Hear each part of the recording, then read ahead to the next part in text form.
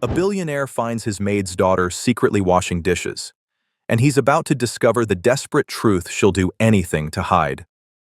3 a.m.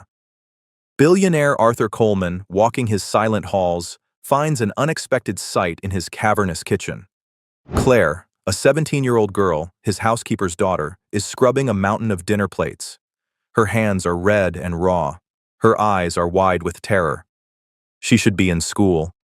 Instead, she is here, telling lies to protect a desperate secret.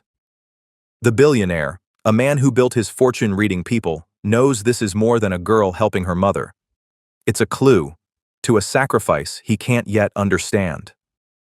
He built an empire on seeing patterns, but sleep was a price he could not pay. Arthur Coleman found silence to be the loudest sound in his vast empty mansion tonight. That silence was broken. The great clock in the foyer chimed 3 a.m. The sound was heavy, each chime echoing down the marble hallway. Arthur Coleman stood at the top of the grand staircase, his silk robe pulled tight. He was a man who had built a global shipping empire. He did it by predicting problems. He could see a storm in the South China Sea and know, instantly, which 300 ships needed to change course. He could not, however, predict a solution for his own insomnia. He rubbed his eyes. The house was cold. He was returning from the library, a heavy book on Roman history, unread in his hand. He had tried to read. He had tried to listen to music. He had tried to meditate. But his mind, the asset that built his fortune, would not shut down. That is when he heard it.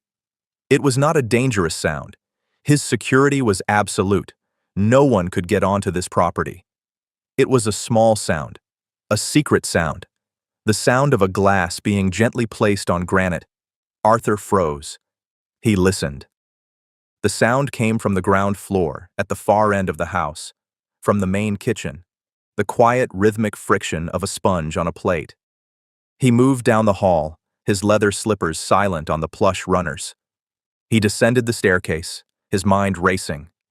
It was not a thief. A thief would not be washing dishes. It was an employee.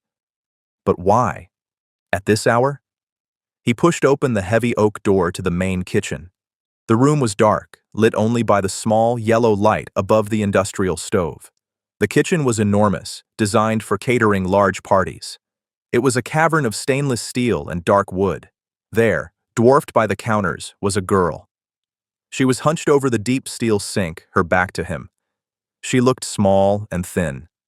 She was scrubbing a crystal wine glass with a focused, desperate energy. Arthur cleared his throat. The girl gasped, a sharp intake of air. She spun around so fast she fumbled the glass. It slipped from her soapy hands. "Oh!" she cried, lunging for it. She caught it, just barely, her knuckles turning white. Her eyes were wide. She was not just startled. She was terrified. It was a terror that seemed far too large for a simple surprise. "Mr. Coleman," she breathed. He did not recognize her. He had staff, but he rarely saw them. They were managed by his head of staff, George. "Who are you?" His voice was not unkind, but it was the voice of a man used to answers. I'm Claire, sir. Claire Miller." She frantically dried her hands on a dish rag, her eyes darting between him and the door. "I'm Helen's daughter." Helen Miller, his housekeeper. Arthur's mind clicked into place. Helen. A good woman. Reliable, quiet, always professional. Helen had been with him for 5 years. "Claire," Arthur said, stepping fully into the kitchen. He flicked on the main lights. The room flooded with a sterile white glare. The sudden brightness made the girl flinch. He saw her clearly now. She was young, perhaps 17. She had blonde hair, but it was pulled back in a messy, frayed ponytail.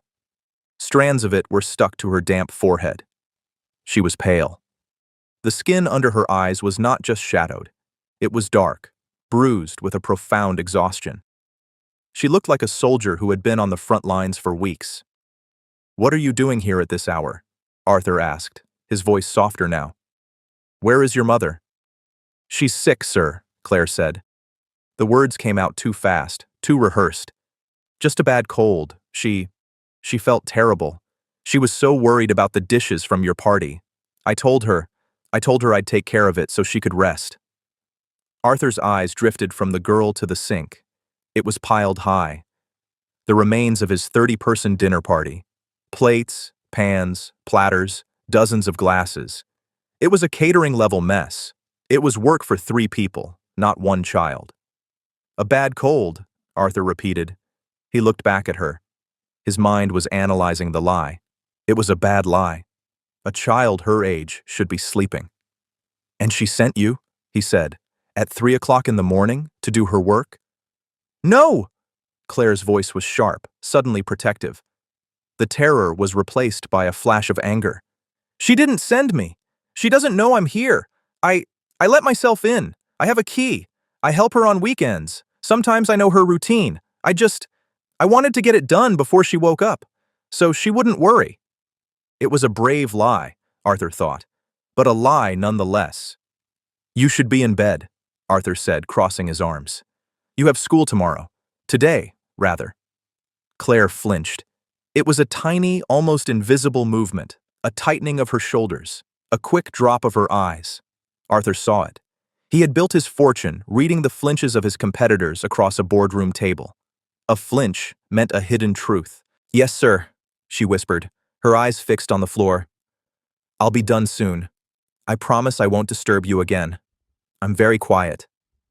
She turned back to the sink, as if he had been dismissed. It was a clear signal. Please leave. Arthur did not leave. He stood there for a full minute, watching her scrub. He saw her small hands, red and raw from the hot water and soap. He looked around the kitchen. His eyes landed on a backpack slumped by the service door. It was an old, faded blue backpack. The zippers were strained. It looked heavy. Dangling from the main zipper was a bright blue and gold honor cord. Arthur's eyes narrowed. He knew that cord. It was the kind valedictorians wore at graduation.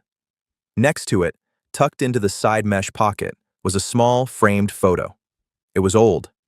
A young woman and a man in a crisp army uniform. Arthur looked at the girl. He looked at the mountain of dishes. He looked at the honor cord. The honor cord. The 3 a.m. dishwashing. The lie. The exhaustion. These pieces did not fit. They were a broken pattern, and Arthur Coleman hated broken patterns. Leave the dishes, Arthur said. Claire stopped, her hands frozen in the soapy water. Sir? Leave them. Go home. Get some sleep. But, my mom, she'll be so upset if they aren't done. She'll get in trouble. I will handle your mother, Arthur said. His tone was not harsh, but it left no room for argument. Go home, Claire. She hesitated. Her shoulders slumped. It was not just relief, it was defeat. As if she had failed her mission. Yes, sir. Thank you, sir. She quickly pulled off the heavy, wet apron. She grabbed her backpack, slung it over one shoulder, and slipped out the service door into the pre-dawn darkness. Arthur stood alone in the massive, silent kitchen. The silence rushed back in, but now it was filled with questions. He looked at the honor cord in his mind's eye, a valedictorian. He looked at the sink, a dishwasher. He went to his study. He did not try to sleep. He sat in his leather chair, watching the black sky turn to gray. He was waiting. At 7 a.m., he picked up his phone. George, he said when his head of staff answered. George Shaw was a man who had been with him for 20 years. He was precise, efficient, and discreet. Mr. Coleman, you're up early. I have 2 tasks for you, George. First, our housekeeper, Helen Miller. What is her situation? There was a pause. Arthur could hear the faint click of a keyboard. Mrs. Miller, George said, his voice careful. She has been inconsistent, sir. Many sick days in the last 2 months. I was actually preparing a file to discuss her dismissal. Hold that file, Arthur ordered. The words came out like cold steel. Second, her daughter, a girl named Claire, about 17. She's a senior in high school. I want to know everything. The school, her grades, her attendance. Sir? George's confusion was plain. This was not a typical request. The girl was here at 3 a.m., George washing the dishes for my party. She looked broken, and she was carrying a valedictorian's honor cord. It doesn't add up. I want to know why. At once, sir. One more thing, George. The girl's backpack. It had a photo. A soldier. Army uniform. 101st Airborne, I think. Find out who he is. Arthur spent the day in a fog. He had meetings about fuel costs and shipping routes. He spoke to executives in Hong Kong and London. But his mind was in the kitchen. He saw the girl's terrified eyes. He saw the honor cord. At 4 p.m., George Shaw appeared at his study door. He held a thin manila folder. Frank never looked ruffled, but today he looked somber. He looked shaken. Sir. He placed the folder on the polished desk. Go on, George. You were right about the girl, George said. He opened the folder. Claire Miller, 17, senior at Northwood High School. He slid a piece of paper across the desk.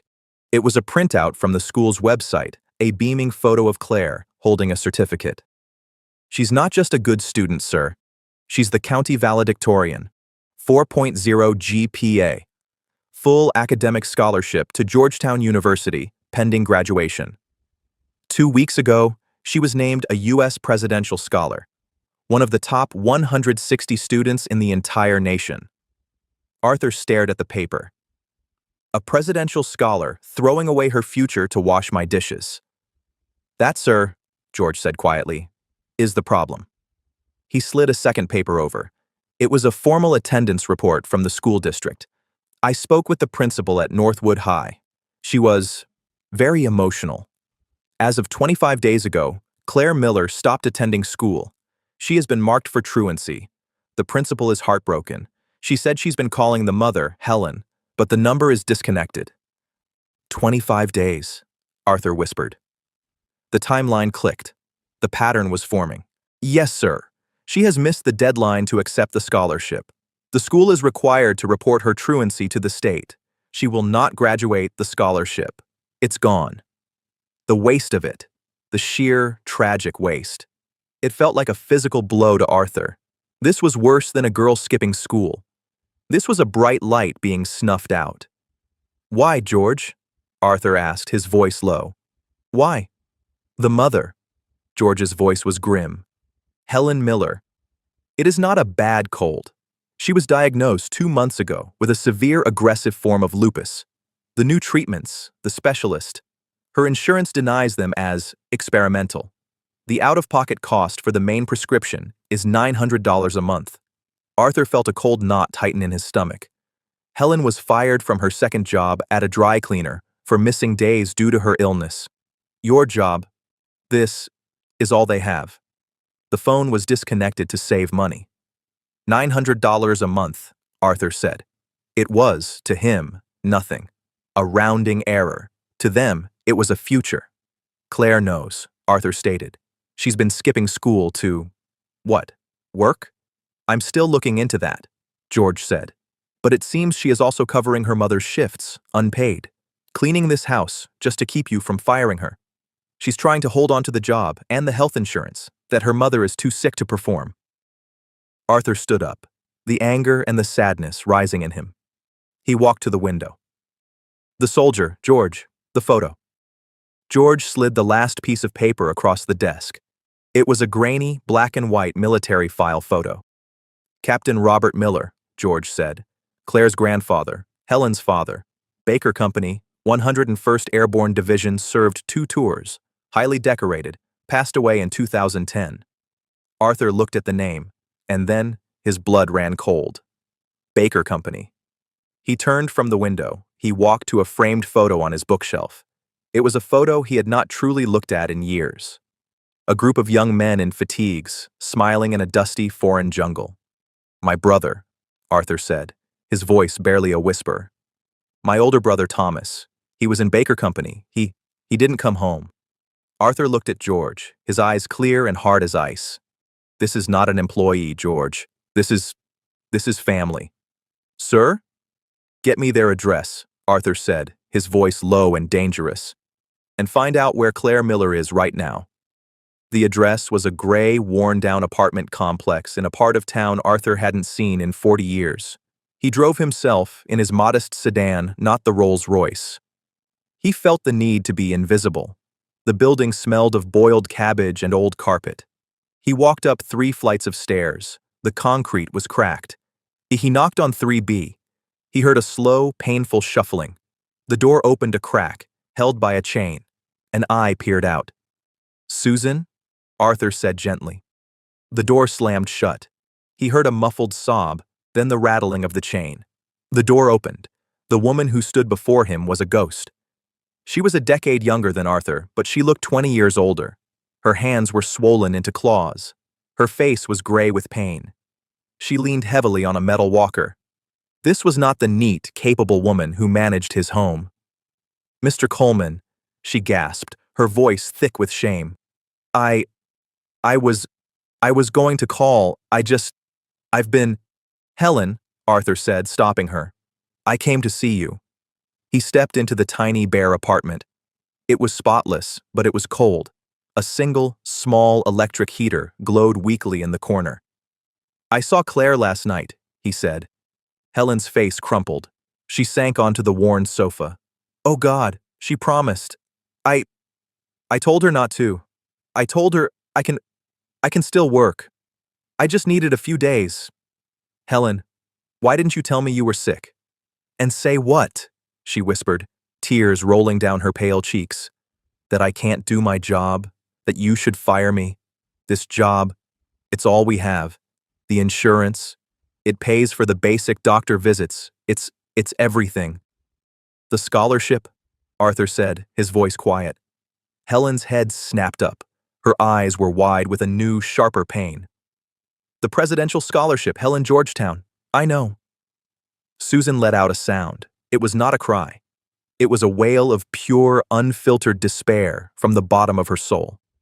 I found the letter," she sobbed. "The one from the White House. I found it in the trash can. In the trash. I asked her, and she looked at me with those empty, tired eyes. And she said, 'What's a scholarship, Mom? Does it pay for your medicine? Does it keep the lights on?'" Helen gripped her own hair, her swollen fingers shaking. She's throwing it all away. Her whole, beautiful life. For me. For $900. Arthur felt the pieces of his heart breaking. This was a kind of poverty he had forgotten existed, the poverty of impossible choices. "Where is she, Helen? Where is she right now?" She got a job," Helen whispered, looking away, as if confessing a crime. "A real one, a night shift, so she can be here during the day in case I fall. It's at a diner, the Evening Star, downtown." "Stay here," Arthur said. "Lock your door. I will be back." The Evening Star diner was loud, bright, and smelled of stale coffee and grease. Arthur Coleman felt like he had walked onto a different planet. He took a booth in the corner, his tailored wool coat feeling like a costume. A waitress, older, with a kind, tired face, came over. "What'll it be, honey?" "Just coffee, black," Arthur said. He scanned the room, and then he saw her. Claire was moving through the tables, a heavy brown tray balanced on one arm. Her blonde ponytail was hidden under a blue hairnet. Her uniform was a size too big, the name Patty stitched in red on the pocket. She moved with a grim, mechanical efficiency. She did not smile. She refilled water glasses, cleared plates, and took orders. She was 17, a presidential scholar, and she looked like she had been doing this for a lifetime. He watched her wince when she lifted a heavy bus tub full of plates. He saw the manager, a short, angry-looking man in a stained white shirt, bark an order at her. She just nodded, her face blank, and kept moving. She's just like her mother, Arthur thought, trying not to surrender. He waited. He nursed his coffee, which was bitter and thin. He watched her for 20 minutes. He watched her run. He watched her try to be invisible. She was clearing the booth next to him. Her arms were overloaded with plates. "Claire," he said. His voice was not loud, but it cut through the diner's noise. She froze. The clatter of plates in her hand stopped.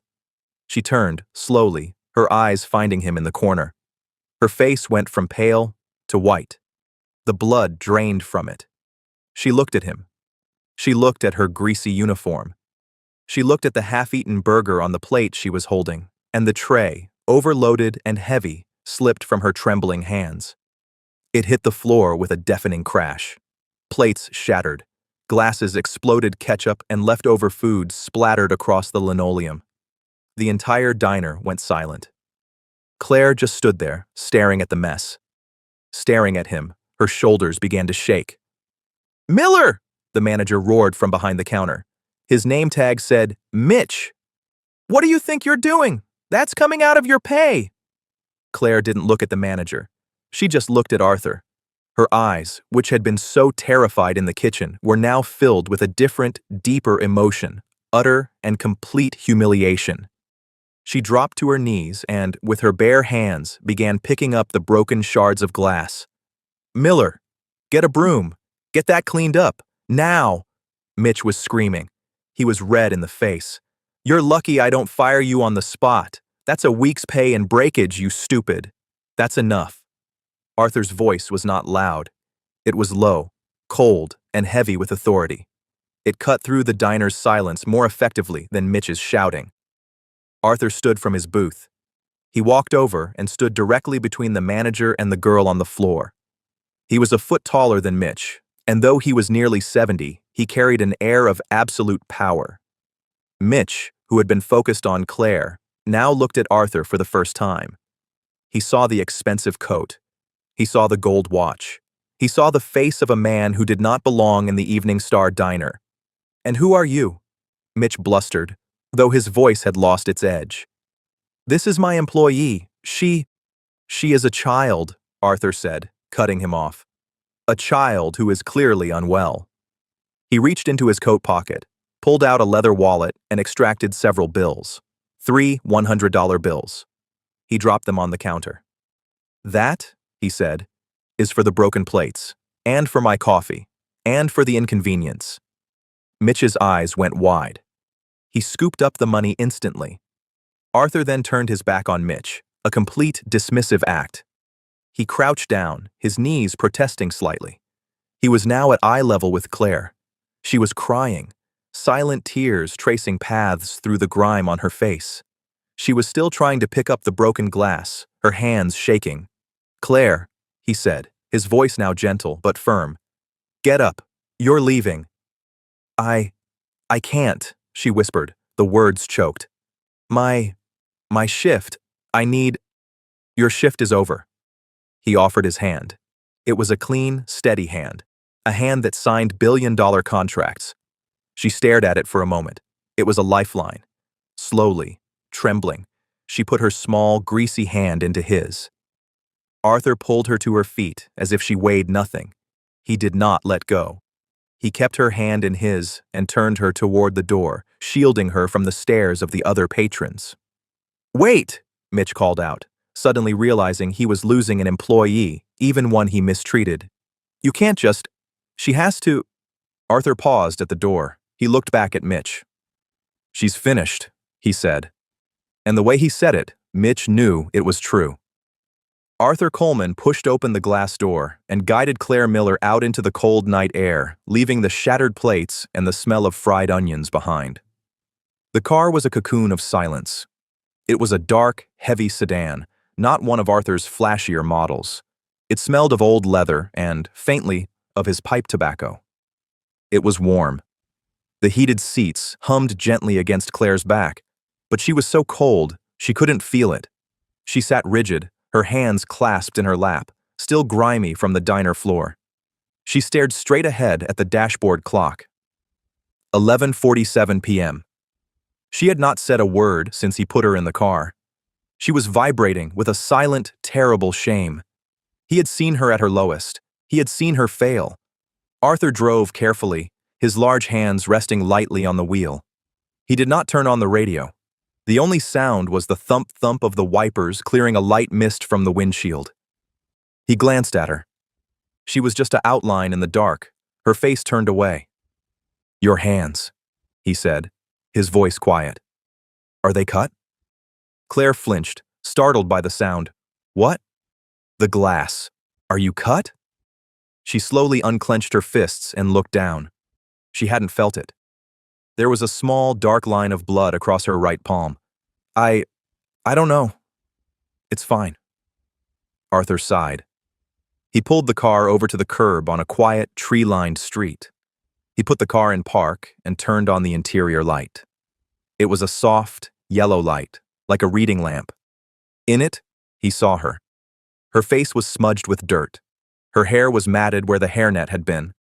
The small cut on her hand was welling up with blood. She looked at him, her eyes wide. "What are you doing?" "This will sting," he said.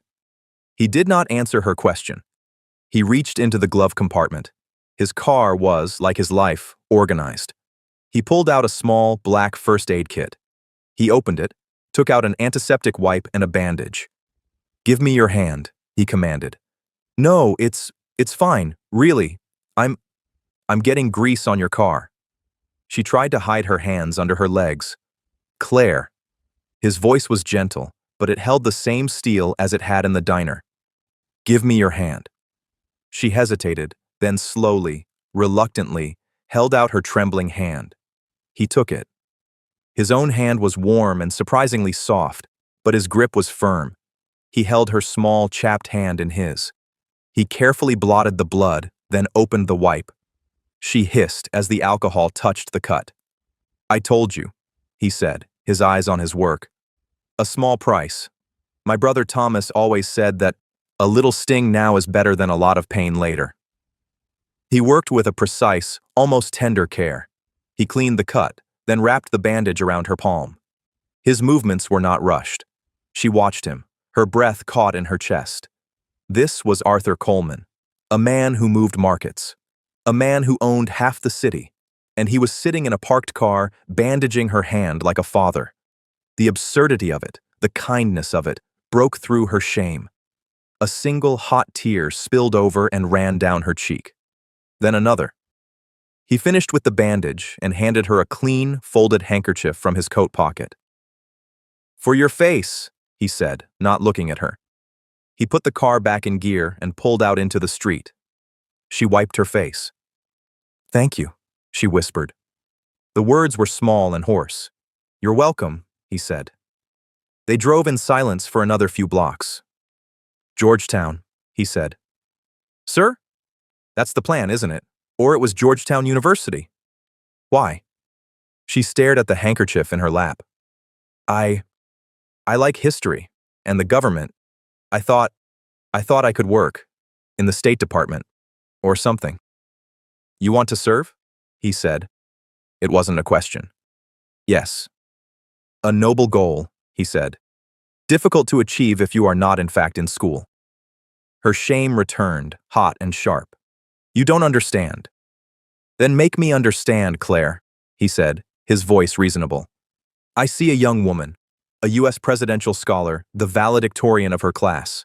She has a full scholarship to a fine university, and she throws it all in the trash." "I didn't throw it away," she snapped, her voice breaking. The anger she felt at the world, at the unfairness of it, all came rushing out. "I didn't. What was I supposed to do?" She was crying openly now, the sobs she had held back in the diner finally shaking her.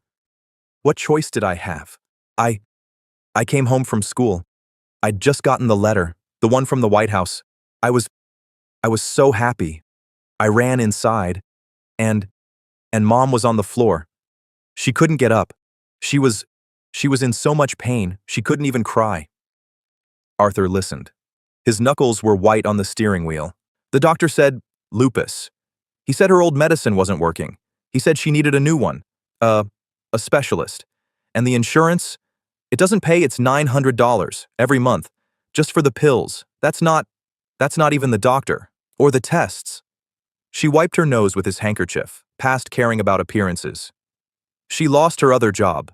This job at your house. It's all we have. I saw her trying to scrub the floors, and she just cried because her hands were too swollen. She was going to get fired. We were going to lose the apartment. We were going to lose everything." Her voice dropped to a whisper. "So I I put the letter in the trash. I called the school and told them I wasn't coming back. I took her phone. I blocked the principal's number. I had to. So she couldn't call Mom. And you started working? Arthur said. I had to cover her shifts at your house. For free. Just so George wouldn't know she was sick and I got the job at the diner. The night shift. It was $11 an hour. I was saving up. For the medicine. I almost had it, I just needed one more week. She was spent. The confession left her hollow. She leaned her head against the cool glass of the window. I hate it, she whispered. I hate it, but I love my mom. I I couldn't go to history class. I couldn't write papers on policy while my mom was disappearing. What's a scholarship if I lose my mom? Arthur was silent. He drove. He was processing.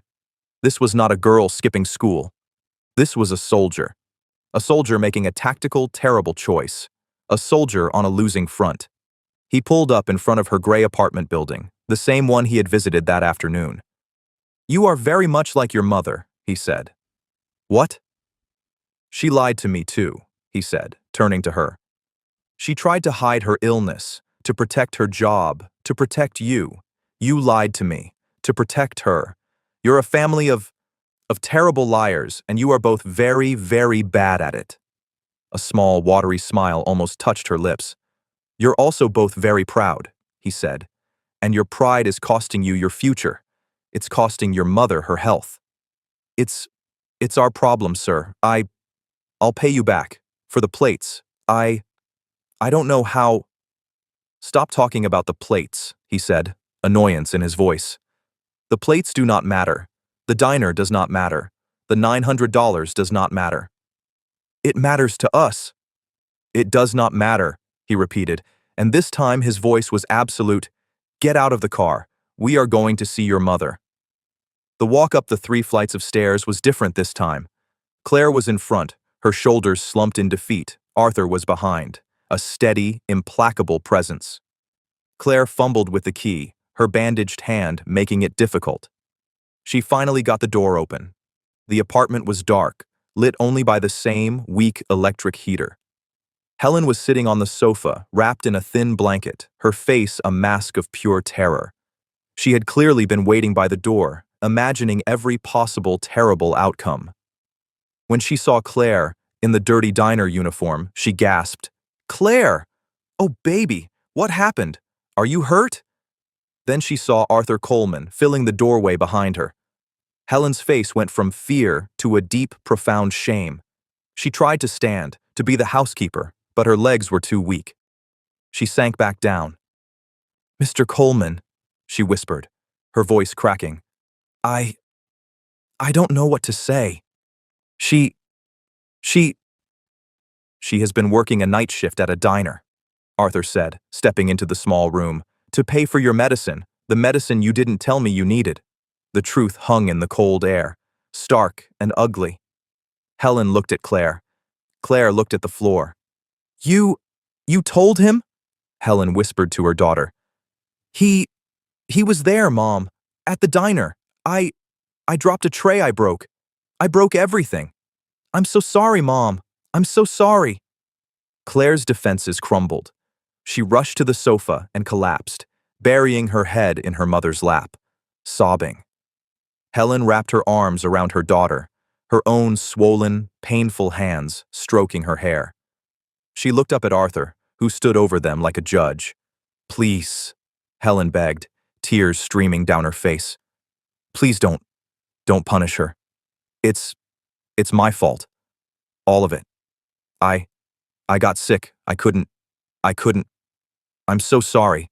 I'll pay for whatever she broke. I'll work for free. Just, please, don't call the police. Don't hurt my daughter. Arthur looked at the 2 women, clinging to each other in a sea of debt and sickness and fear. He felt a sudden, sharp ache in his chest. It was not his heart. It was something older. It was the memory of his own mother after the telegram came.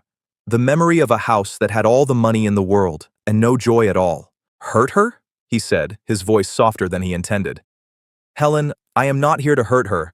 I am here to stop you from hurting her. Helen looked up, confused. What? You. Your pride. Her pride. You are letting her destroy her entire life. Her entire brilliant life. Because you are too proud to ask for help. Help? Helen said, as if the word was foreign. From who? Who? Who helps people like us? I do, Arthur said simply. He walked over to the single worn armchair and sat down. He was no longer the imposing billionaire. He was just an old man in a small, cold room. This is what is going to happen, he said. He was not asking. He was stating facts. Tomorrow morning, at 9 a.m., a car will be here. It will take you, Helen, to the Cleveland Clinic. I have spoken to a doctor there, a Dr. Eris. He is the best specialist in the country for your condition. He is an old friend. Helen was staring at him, her mouth open. I can't. The cost. I can't. You will not be discussing costs, Arthur said. You will be discussing your health. All of it. The transportation, the treatment, the medicine is handled. It is paid for. But why? He held up a hand. I am not finished. Claire. Claire lifted her tear-stained face from her mother's lap. My assistant, George, will be at Northwood High School at 8 a.m. He will be meeting with your principal. He will explain the family emergency that caused your absence. He will explain that you will be taking your final exams. You will graduate. Your truancy record will be corrected. Claire's eyes were wide. But the scholarship, I missed the deadline. It's gone. Deadlines, Arthur said, a rare, thin smile touching his lips, are often just suggestions for people who are not persuasive. George is very, very persuasive. He will be speaking with the admissions board at Georgetown this evening. You will accept your scholarship. You will go to Washington in the fall. That is final. The room was silent. Helen and Claire just stared at him. They were in shock. He had, in 2 minutes, solved problems that had been crushing them for months. Helen was the first to speak. Her voice was a fragile whisper. Mr. Coleman, why? This is charity. We can't accept. It's too much. Arthur leaned forward. The weariness of his 3 a.m. insomnia was back. But it was a different kind of weariness. It is not charity, Helen. He looked at her, his eyes searching her face. I came here this afternoon. I saw your apartment. I saw a photograph by your door. Helen glanced at the small, cluttered side table. A photograph? A small one, a man in a uniform, an army uniform. Helen's hand went to her throat. My father. My dad. Robert Miller, Arthur said. Yes, Helen said, her voice full of a daughter's pride. Captain Robert Miller. Arthur nodded slowly. I knew it, he whispered. I thought, but I had to be sure. You knew my father? No, Arthur said. I never had the honor. But I knew of him. He paused, gathering the words. This was a story he had not told in 50 years. I had an older brother, Arthur said, his voice distant, his eyes looking at the wall, at the past. His name was Thomas, Tommy. He was everything I was not. He was loud and funny and brave. I adored him. Claire and Helen listened, unmoving.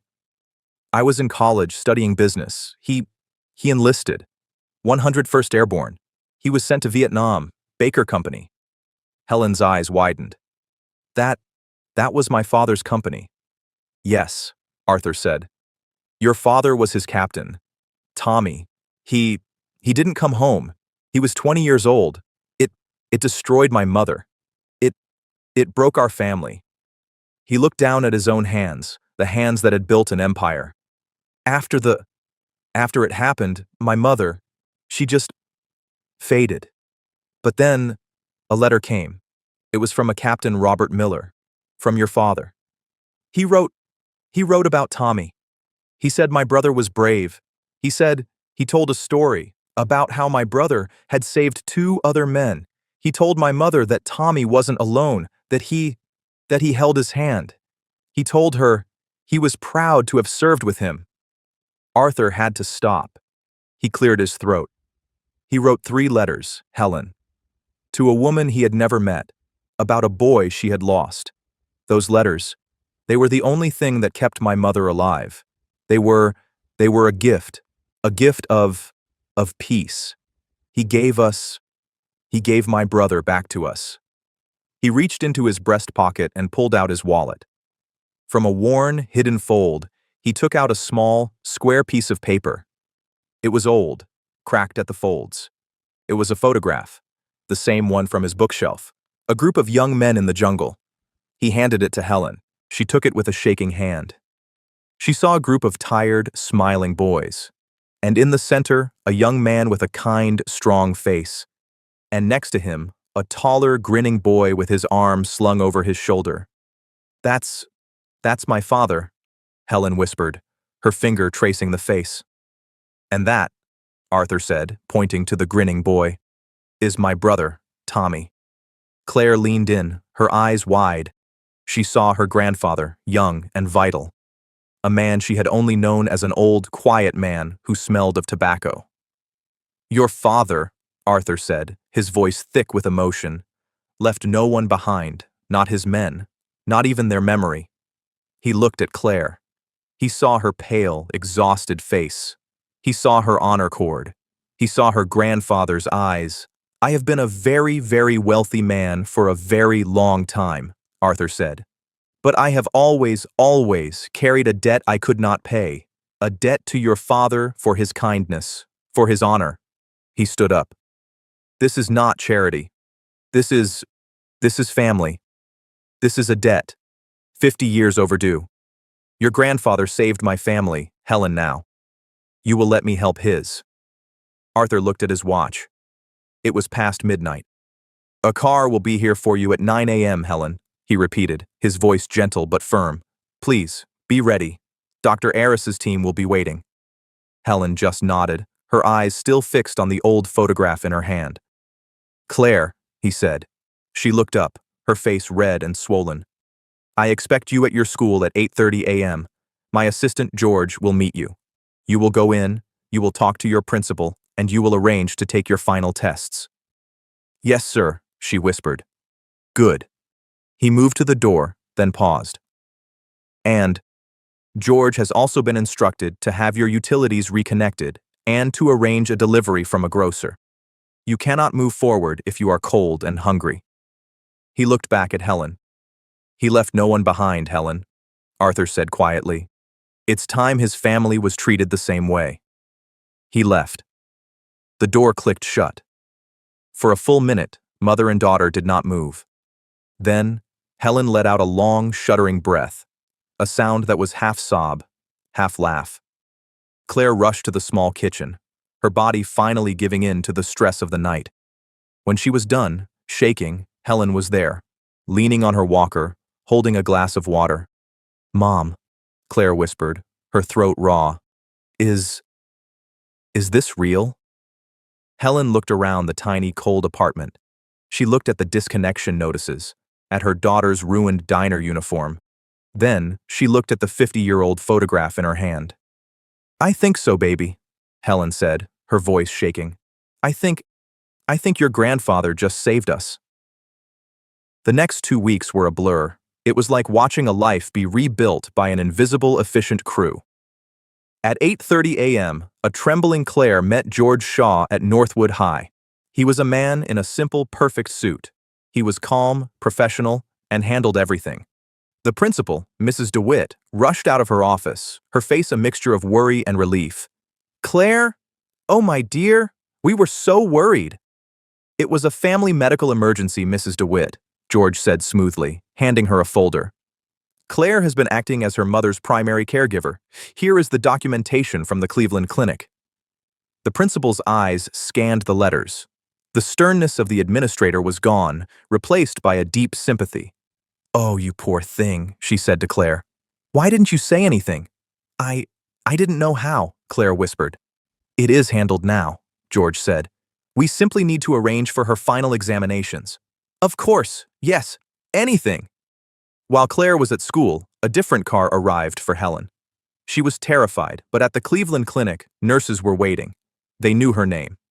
Dr. Aris, a kind man with warm eyes, sat with her for an hour. "We are going to make this better," he said.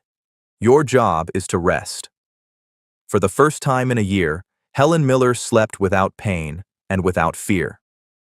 Back at the apartment, the power came on. The gas heater clicked to life, flooding the rooms with warmth. A grocery service arrived with boxes of food, real food. Claire sat at her small desk, her old textbooks open. She studied. She took her exams. The words on the page were no longer a reminder of a life she had lost. They were a map. The day of graduation was bright and hot. The high school football field was filled with folding chairs. Claire sat on the stage. In her blue cap and gown, the blue and gold honor cord was draped around her neck. She looked out at the crowd. In the third row, she found them. Her mother was in a wheelchair, but she was not the gray, broken woman from the apartment. The swelling in her hands was down. Her hair was done. She was smiling, her eyes shining with a pride so fierce Claire could feel it from the stage. Next to her, in a simple gray suit, sat Arthur Coleman. He did not look like a billionaire. He looked like a grandfather. He caught Claire's eye. He did not smile. He simply nodded. A gesture of respect. "Your day." When her name was called, valedictorian Claire Miller, the applause was loud. She walked to the podium. She unfolded her speech. She looked at her notes, and then she looked past them, at her mother and at Arthur. She folded the paper and put it down. "Good morning," she said. Her voice was clear, and it did not shake. "I wrote a speech about the future, but I don't want to talk about that." She gripped the sides of the podium.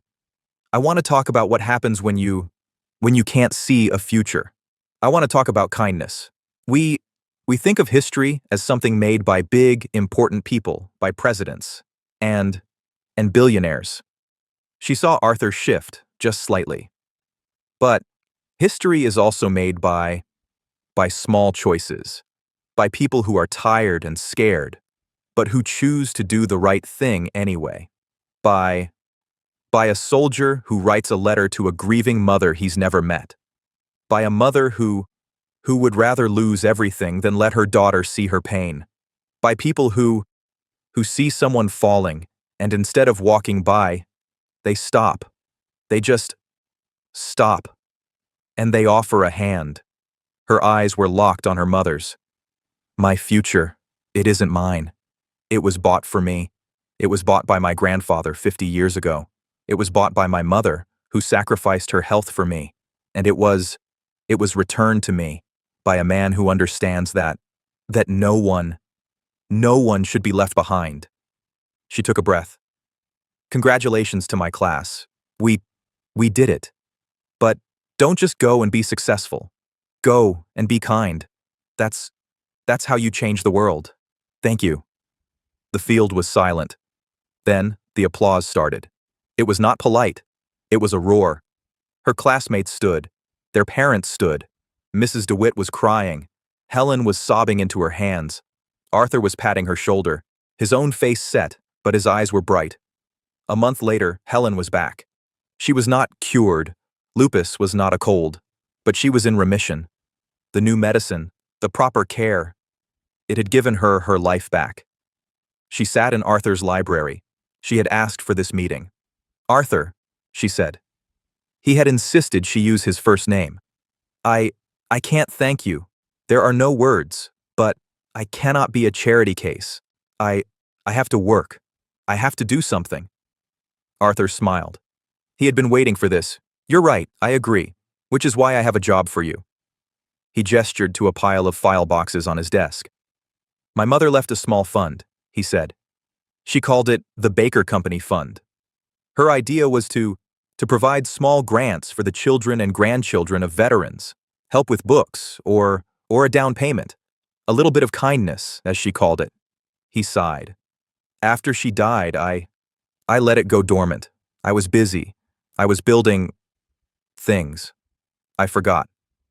He looked at her, his eyes serious. I have restarted the fund. I have endowed it properly. But it needs a director. It needs someone to read the letters, to find the people who need help, to be the heart of it. Helen looked at him, confused. But I'm a housekeeper. No, Arthur said. You're a veteran's daughter. You are a woman who understands sacrifice. You understand what it's like to be in need and to be too proud to ask. I can't think of anyone more qualified. Helen looked at the boxes. She was not being offered charity. She was being offered a purpose. Yes, she said, her voice clear. Yes, I would be honored.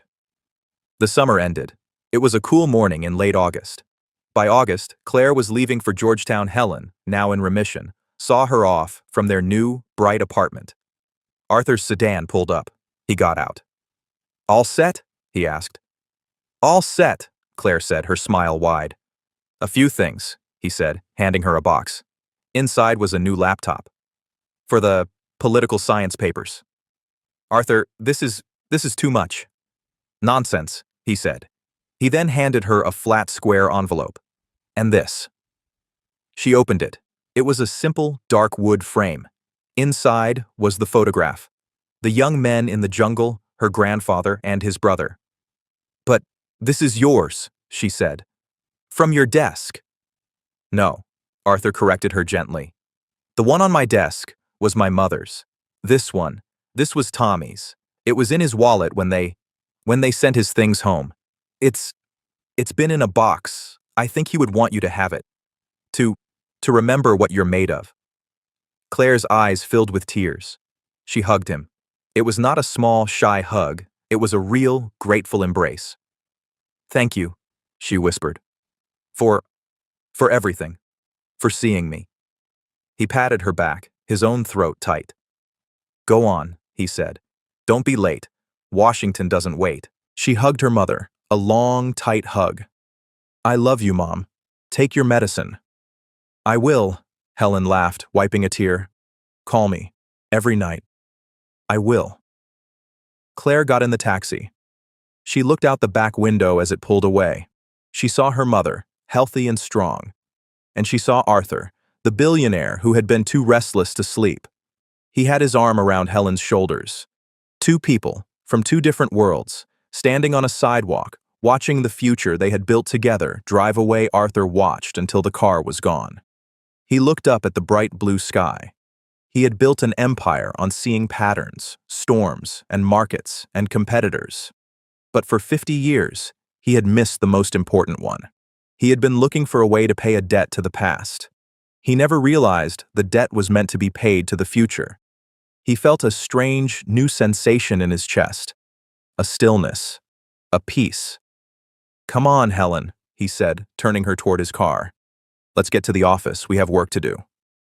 And finally, he felt, for the first time in a very, very long time, like he might actually sleep that night. And that's where we'll end our story, with a debt 50 years overdue finally paid. I hope this story about how one small act of kindness can ripple across generations to change a future gave you a chance to pause and reflect. I'd love to know what you were doing while listening. Were you winding down for the night, or just starting your day with a cup of tea? Drop a line in the comments. I truly do read them all. If you want to make sure we cross paths again for the next story, hitting like and subscribing makes a huge difference. We are always trying to improve, so feel free to share your feedback. Thanks for spending this time with me.